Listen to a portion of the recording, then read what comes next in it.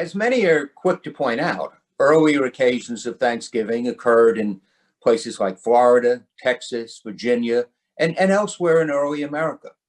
And it's not surprising that colonists everywhere in the New World observed days of Thanksgiving. They were all part of a general European culture in which most men and women believed that there were no hard and fast division between their earthly experience and the spiritual cosmos. They were convinced that their experiences every day were at least in part shaped by supernatural interventions. In their everyday lives, they might be touched by the divine or potentially by the devil. If they suffered misfortune individually or as a society, it was likely that they were being punished by God directly or by his allowing the devil to work against them for their failures to live godly lives. If they experienced good fortune, they attributed it to God rewarding them. Now, for centuries, it had been common for Christians to do penance for their sins and to beg God's forgiveness. Prior to the settlement of New England, Puritans in England would have joined in prayers to relieve the sufferings of the plague, as well as prayers of thanks offered to God on occasions such as the defeat of the Spanish Armada. The 1571 Book of Homilies, issued by the Church of England, actually recommended the observance of days of fast and prayer when appropriate. So, in terms of our interest today, interest in the Pilgrims, fasting and raising prayers to seek God's blessing and prayers of thanks when those petitions had been answered became a particularly important aspect of how Puritans in particular related to their world. And accustomed to the practice in England, they brought it with them to New England. Probably the first American Thanksgiving of the Pilgrims occurred not in the fall of 1621, but in November of 1620. The 102 colonists who had crowded onto the Mayflower had just endured a physically and emotionally challenging voyage of 66 days. Adding to their concern was their knowledge of the disastrous voyage of a different separatist group, led by the Reverend Francis Blackwell, setting forth for Virginia in 1618, packed together as herrings, as one account put it. That separatist group had experienced the flux, what we know as dysentery, and also want of fresh water, with the result that 130 of them, the vast majority of the passengers, died before reaching America. So the Pilgrims knew the dangers when they set forth from Europe, and on their own voyage, the Mayflower passengers experienced crosswinds. They met with fierce storms. The colonist William Bradford remembered that during some of those storms, the winds were so fierce and the seas so high as they could not proceed further towards their destination, the sails being lowered and the ship pushed back some ways towards England. During a particularly bad storm, one of the main beams midships cracked, and the ship could have broken up and sunk, but a house jack that the Pilgrims had brought with them was able to push the beam back into place and secure it. Well, finally, after 66 days crossing the vast and furious ocean, as Bradford called it, the colonists disembarked and, in his words, fell upon their knees and blessed the God of heaven who had brought them over the vast and furious ocean and delivered them from all the perils and miseries thereof. We can imagine them falling down, kissing the ground and saying, "Thank God we made it." And that, in a sense, was their first American Thanksgiving. Well, it wouldn't be their last. Indeed, little more than a month later, on December 20th, 1620, having settled upon the site of the former native village Patuxet to be their new home, one of the colonists recorded in his personal Bible that we meet for prayer and thanksgiving. So this practice of getting together to thank God for the blessings he had given them, the deliverance they had benefited from, was common. Over the course of the 17th century, there would be literally hundreds of fast and Thanksgiving days in New England, some set by towns or individual congregations, many set by colonial authorities. A good example to give us an idea of the flavor of this is an observation recorded by John Lothrop, the minister of the town of Scituate, in December 1636. On a very cold day, the record tells us, the congregation gathered in their meeting house around 8:30 in the morning. They joined in a short prayer, sang a psalm, listened to a longer prayer, followed by another psalm.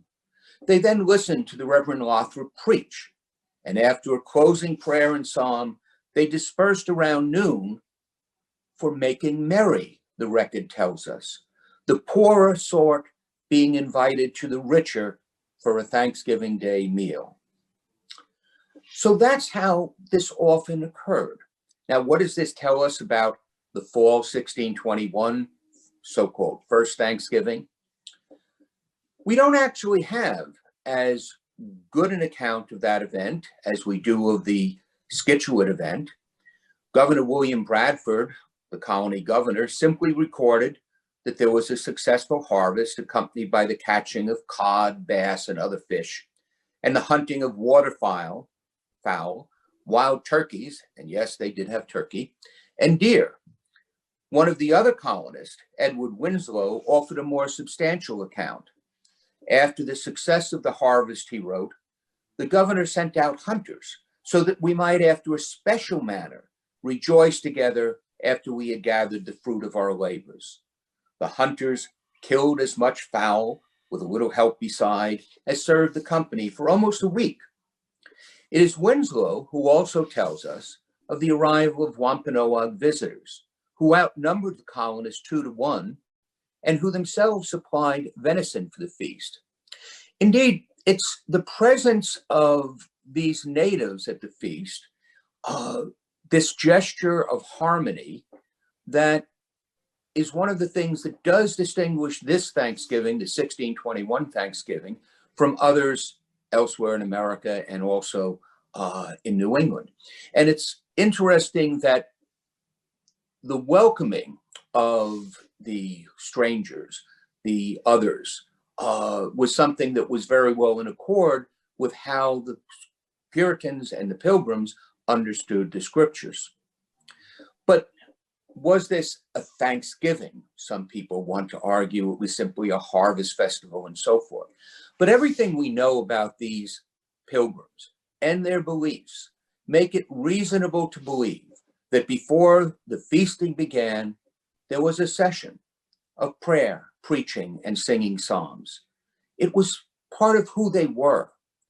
And while neither of the men who recorded the event called it by the name of a Thanksgiving, Winslow's account incorporated biblical phrases from John 4:36, and he that soweth and he that reapeth might rejoice together. And also Psalm 33, where the righteous are called to bless God for the gifts that he gave them. And we have additional, again, indirect evidence from just a few years later. Faced with a severe drought in May of 1623, Governor Bradford appointed what he called a special day of humiliation to seek the Lord by humble and fervent prayer. And when that seeking of the Lord was followed by seasonable showers and a fruitful and liberal harvest, they set aside what Bradford called a day of Thanksgiving.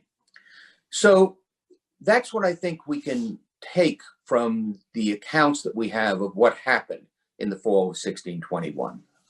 First of all, it meant an acknowledgement that while men and women were supposed to strive to do the best they could with the talents that God had given them, their ultimate success still depended upon God's blessing.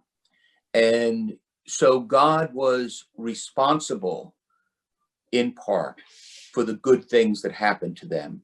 And it was an act of faith and piety to give thanks to God.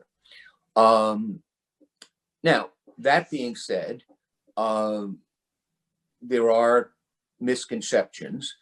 And one of the misconceptions is that a lot of people conflate the 1621 feast with a 1636 Thanksgiving, arguing that what the Pilgrims gathered for in the fall of 1621 was to celebrate the murder of Native Americans. Well, on the surface, of course, since there were Native Americans at the feast and joining in the activities and festivities, that's something of a stretch.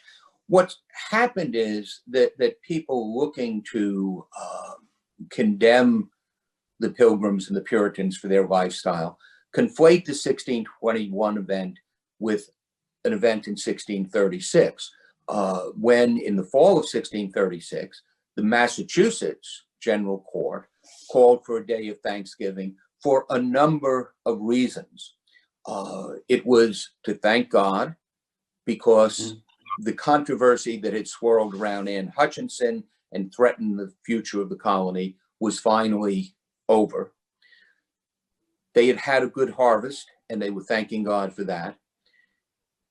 The Protestant forces in the 30 Years' War in Germany were successful at the time, and that was something they were very happy about.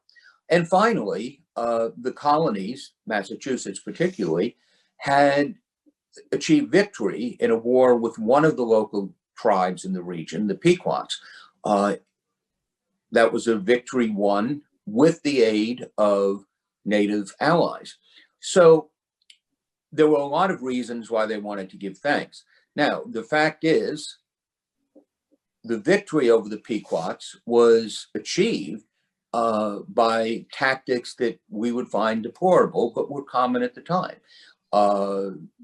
Members of the Pequot fort, the Pequots were surrounded in a fort, and rather than go in and engage in what essentially would be door-to-door fighting against a superior force, the colonists set fire to the village and killed many of those coming out, which included non-combatants. Again, this was common warfare at the time. It's something that we would deplore, but it is one of the many things that were being given thanks for in 1636. And to say that that was the reason and then conflate it with 1621 is an error. It's an error which every year we see in newspaper accounts about the Pilgrims. Had nothing to do with what happened in 1621. The most common difference, or the most significant difference, I should say, is that we set an annual day of Thanksgiving, which represents, if I may borrow from another religious tradition, having been brought up in New York City, a certain amount of chutzpah, that we can count upon the fact that on the third Thursday of every November, we're going to have lots of things to be thankful for. The Pilgrims and the Puritans would never have assumed that. They never had an annual day of Thanksgiving. They felt that the gifts of God were to be earned, not just counted on as automatic. And so they spent a lot of time looking at the particular blessings they had received and setting aside a day to honor those specific blessings. And that's the major difference from what happens today.